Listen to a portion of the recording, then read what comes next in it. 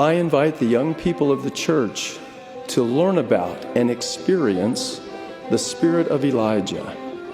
I encourage you to study, to search out your ancestors, and to prepare yourselves to perform proxy baptisms in the house of the Lord for your kindred dead. And I urge you to help other people identify their family histories. My name is Helena Beatty. I'm from Morgan Hill, California. My grandmother was born in Shisui in China. I call her Lao Nai Nai. Lao is old, and it's really respectable to be old in the Chinese culture, so Lao is like old grandmother. She had an arranged marriage when she was 18 with my great-grandfather.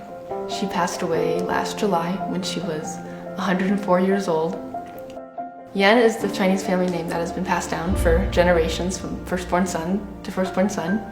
And these names go all the way back to 500 BC because Yan was one of the 4 Confucius disciples.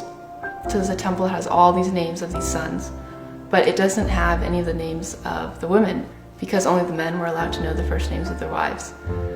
So now that I'm able to do my grandmother's work, it's really important to me that I do know her name and I do know who she is. It's not just Miss Yan. So I'm really excited to be able to do her work. I've done both names in the temple ones that I haven't found, and I do find that the ones that I have found I feel more of a connection to just because I'm linked to them genetically, but also because I found them and I know a little bit about them and where they're from and their backstory. And I also think it's a good example of how much families are about temples, and we're baptizing so we can be together with these people. I am Keikoa Kamealohe Corredo, and I live in Danville, California. This is my great-grandmother's ukulele, and she would use it to perform for friends or for family, and she would sometimes play songs for tourists, not only in Hawaiian, but she would also learn songs in their languages. My great-grandmother and her group sang these songs as a way to raise money for the ward, and then this resort heard them singing and said, "You should come and sing for us." And they made records. The records are getting warped, getting deformed, so I'm taking them and trying to restore the audio digitally in order to try and preserve their voices and those songs. Some of them are ones where my great-grandparents were some of the only people they know who knew them. Those records are getting to the point where we will no longer be able to listen to them. And I think that I should have those too for my posterity and for others, all of my siblings, to be able to share and say, I have a connection to them. The more I learn, the more I want to go back and see like, oh, what else can I find or what else is there that's missing? Most of the temple work is done, but now who are these people as people? That connection to my past, to my heritage, and finding that has been a heartfelt experience to say, this is where we came from, this is our heritage. My name is Erin Messer and I'm from Modesto, California.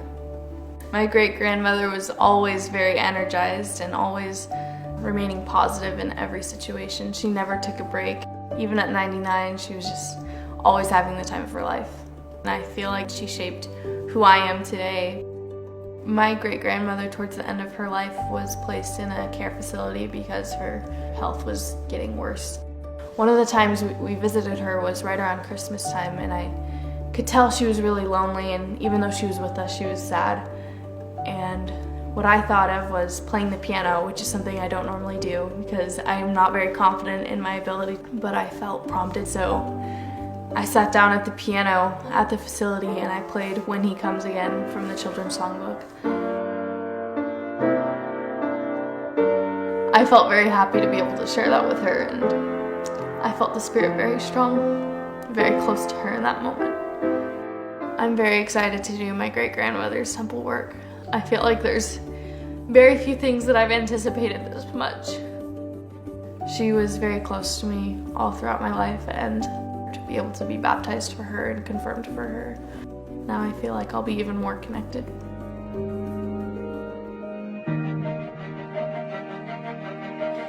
As you respond in faith to this invitation, your heart shall turn to the fathers. The promises made to Abraham, Isaac, and Jacob will be implanted in your hearts. Your patriarchal blessing with its declaration of lineage will link you to these fathers and be more meaningful to you. Your love and gratitude for your ancestors will increase. Your testimony of and conversion to the Savior will become deep and abiding. And I promise you will be protected against the intensifying influence of the adversary. As you participate and love this holy work, you will be safeguarded in your youth and throughout your lives.